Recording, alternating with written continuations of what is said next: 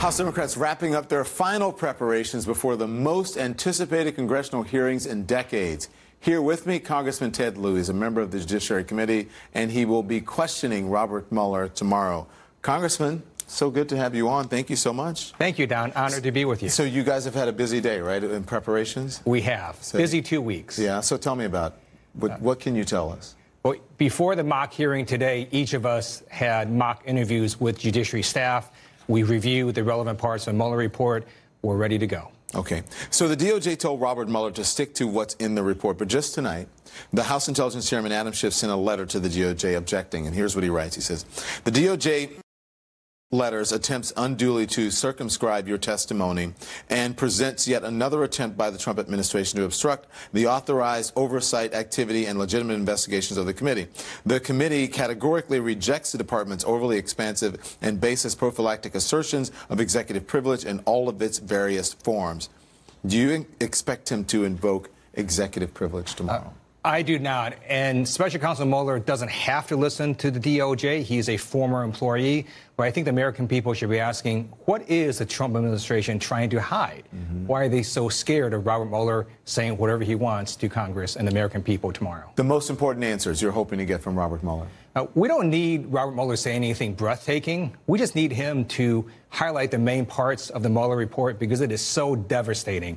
At the end of the day, people are going to know that the Russians attacked our elections in 2016, that the Trump campaign embraced the interference and gave them internal polling data and wanted it to happen, and then that the president engaged in numerous acts of the crime of obstruction of justice to interfere in that election. I want to read something from Elena Plott, and she wrote an article in The Atlantic titled, Barr Already Won. President Trump's Attorney General had the first word on the Mueller investigation. It may end up being the final word, okay? She is raising the idea that Barr's spin on this report was so favorable to the president that it may not be undone. Are you worried about that? I am somewhat worried, which is why we're doing this entire hearing. For people who have read the Mueller report or follow the issues, this will not be surprising tomorrow. But for people who have not read the report or have only listened to Bill Barr or Donald Trump, their minds may be blown because they're going to see facts that they never saw. They're going to be seeing that the president directed his White House counsel to fire the special counsel. That's a crime. They're going to see that the president directed his White House counsel to then cover that up and create a fake document. That's a second crime. And then they're going to see that he directed Corey Lewandowski to ask Jeff Sessions to limit their investigation into Donald Trump. That's a third crime of obstruction of justice. Well, and you know Mueller took issue with Barr's four-page summary of the report, right? And he talked about that. He wrote in a letter this. He said, the summary letter the department sent to Congress and released to the public late in the afternoon of March 24th did not fully capture the context, nature, and substance of this office's work and conclusions. Do you think Mueller is going to answer questions about Barr's spin on this report? So essentially what Robert Mueller said is Bill Barr lied to the American people. Now the American people are going to see firsthand Robert Mueller lay out the facts of the Mueller report, which is, again, going to contradict what Trump and Bill Barr have been saying. It's going to show that there was obstruction and that there was a lot of communications between the Trump campaign and the Russians and that they knew exactly what the Russians were doing. But you know that Barr says that he believes that Mueller could have reached a conclusion on obstruction. This is what he said back in May. Watch this. I personally felt he could have reached a decision. In your view, he could have reached a conclusion. Right, he could have reached a conclusion. So given that he said that, does the Judiciary Committee plan to ask Mueller directly whether he could have charged the president?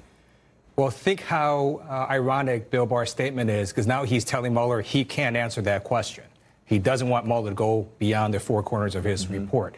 So Bill Barr actually doesn't want Mueller to answer that. And you can simply infer from what Robert Mueller said, which is he could not indict a sitting president.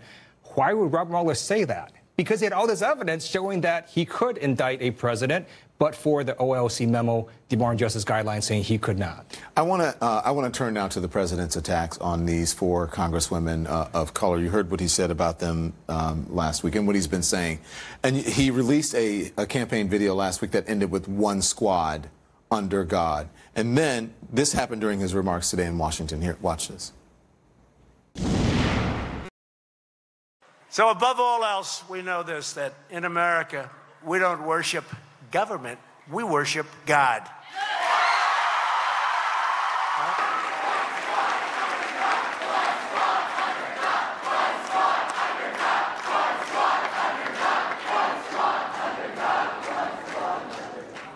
I'm not disavowing that. They'd like me. Would you disavow that? No, thank you.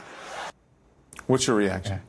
I think Donald Trump is again trying to divide America when he goes after immigrants and U.S. citizens and tells us to go back to our country. That is racist. It is hurtful. I serve in active duty in the United States military because I love America. People have told me throughout my career to go back to China or North Korea or Japan. It's always very hurtful when I get that. I never thought the President of the United States would say words like go back to from where you came. Yeah. Thank you, Congressman. I appreciate it. Everybody's going to be watching tomorrow.